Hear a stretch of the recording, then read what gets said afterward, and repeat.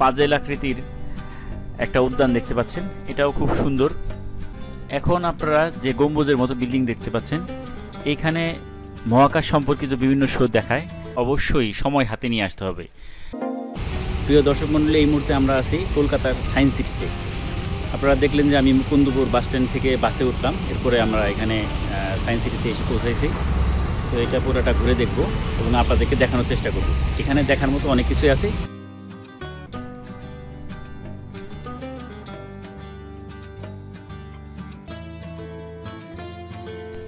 তো সুপ্রিয় দর্শক মণ্ডলী, ভিডিও শুরুতে কিছু ইনফরমেশন দিয়ে নিই।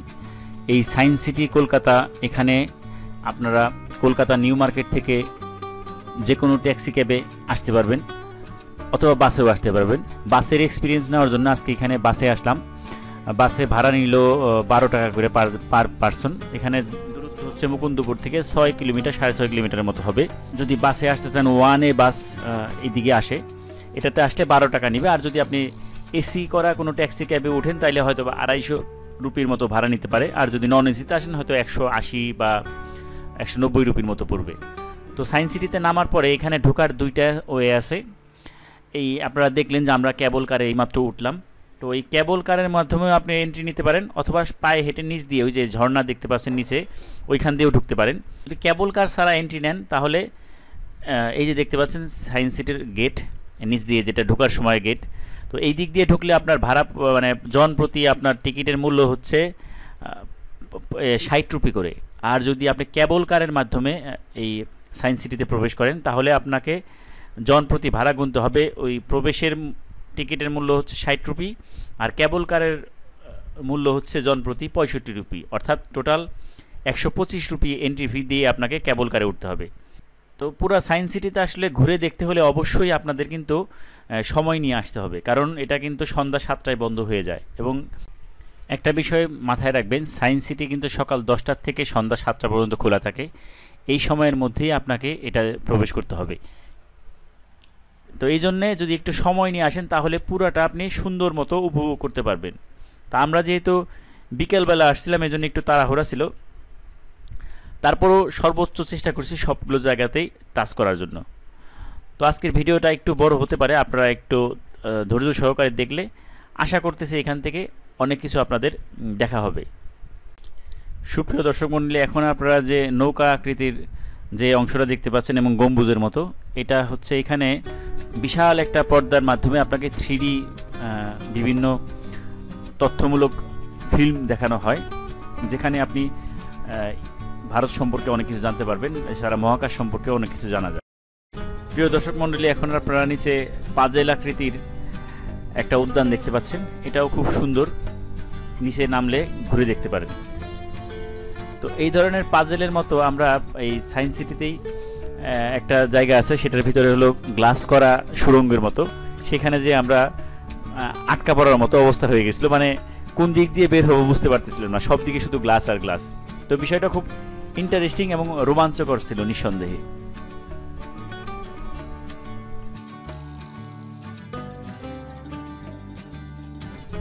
এখন আপনারা যে ভবনটা দেখতে পাচ্ছেন যে কিছুটা অফ হোয়াইট কালারের, এইখানে আমরা যাব। এখানে হচ্ছে একদম প্রাগৈতিহাসিক যুগ থেকে কিভাবে বর্তমান যুগে প্রাণীদের মানে একটার পর একটা কিভাবে কোন সময় কোন প্রাণী আসছে এবং এই সম্বন্ধে অনেক ইতিহাস তুলে ধরা হয়েছে।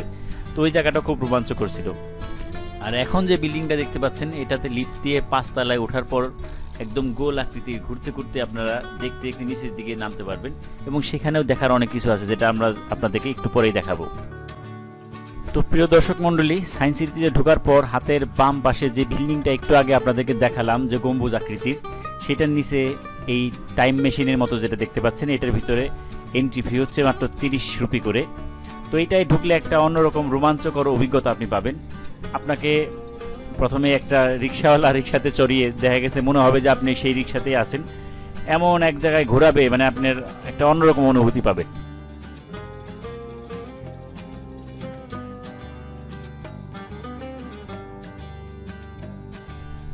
এইখানে মূলত 2টা শো চলে।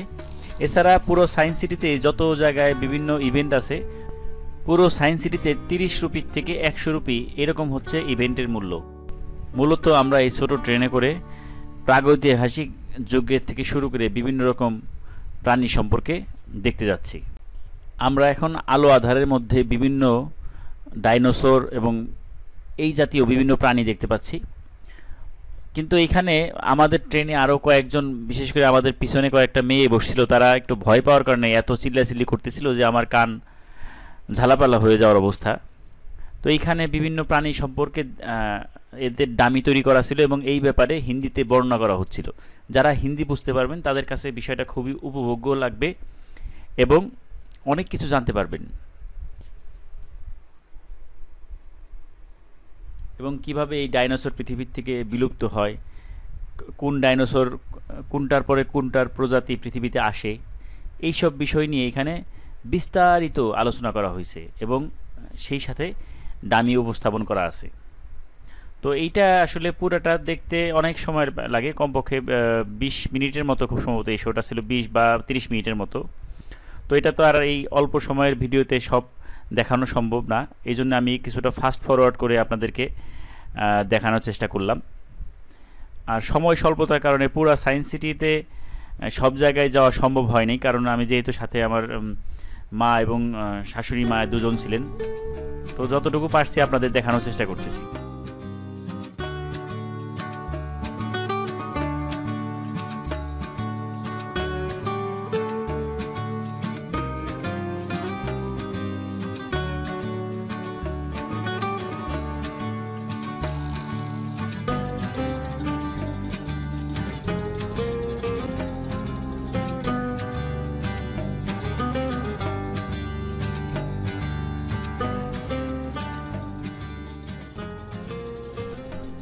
এখন আপনারা যে গম্বুজের মতো বিল্ডিং দেখতে পাচ্ছেন, এইখানে মহাকাশ সম্পর্কিত বিভিন্ন শো দেখায়। আর এই পাশের যে বিল্ডিং দেখতে পাচ্ছেন, এটা লিফটে করে উপর থেকে উঠে ঘুরতে ঘুরতে নিচের দিকে নামতে হয় এবং এখানে বিভিন্ন মজার মজার জিনিস আছে। চলুন আপনাদেরকে দেখাই।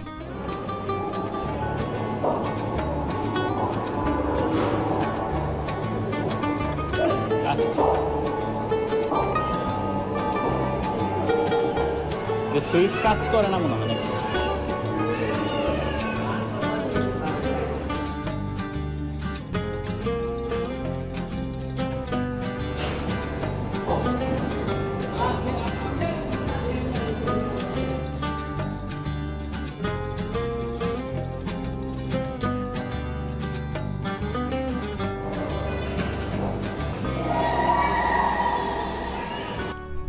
প্রিয় দর্শক মণ্ডলী, ভিডিওর শুরুতেই কিন্তু আমি বলছিলাম যে সায়েন্স সিটিতে আসলে কিন্তু আপনার অবশ্যই সময় হাতে নিয়ে আসতে হবে, কারণ এখানে এক একটা বিল্ডিং ঘুরে দেখতেই কয়েক ঘন্টা সময় লাগে যদি আপনি ভালোভাবে দেখতে যান। তো আমি যদি আপনাদের পুরোপুরি দেখাইতে যেতাম তাহলে এই ভিডিওটা কয়েক ঘন্টার হয়ে যেত, তো সেটা তো আর সম্ভব না। এখানে দেখেন কত রকম মাছের কালেকশন আছে, তার অল্প কিছু নমুনা আপনাদেরকে একটু দেখাইলাম। এবং প্রত্যেকটা মাছের যে অ্যাকোরিয়াম, এই অ্যাকোরিয়ামের উপরে আবার মাছের নাম এবং এই ব্যাপারে কিছুটা বর্ণনা দেওয়া আছে। তো এগুলো ঘুরে দেখতে দেখতে প্রায় 7টার কাছাকাছি বেজে গেল। তো এই জন্যে আমাদের বের হওয়ার সময় চলে আসলো, দেখে আমরা আস্তে আস্তে এই বিল্ডিং থেকে নেমে আসলাম। যেহেতু সন্ধ্যা হয়ে গেছে, কাজেই আমরা এই বিল্ডিং থেকে বৃত্তাকার পথে ঘুরতে ঘুরতে বিভিন্ন সায়েন্স অ্যাক্টিভিটিস দেখতে দেখতে বের হয়ে আসলাম।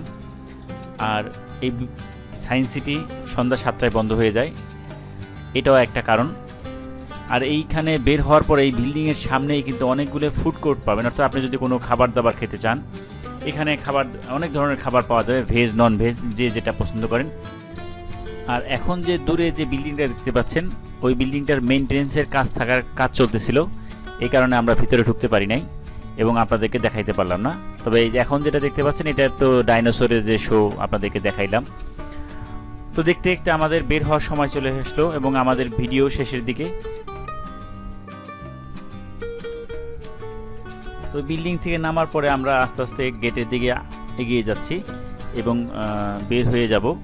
তো যারা শুরু থেকে শেষ পর্যন্ত আমার এই ভিডিওটা দেখলেন, আমি চেষ্টা করছি যতটুকু সম্ভব তথ্য দেওয়ার জন্য।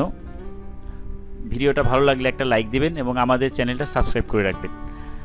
আজকে ইন্ডিয়া ট্যুরের দ্বিতীয় ব্লগ শেষ হলো। আমার ইন্ডিয়া ট্যুরের তৃতীয় পর্বে আমি আপনাদের সাথে শেয়ার করব হাওড়া রেলওয়ে স্টেশন থেকে ভেলোরের যে ট্রেনের আমাদের জার্নি সেটার এক্সপিরিয়েন্স এবং খুঁটিনাটি অনেক বিষয় শেয়ার করব।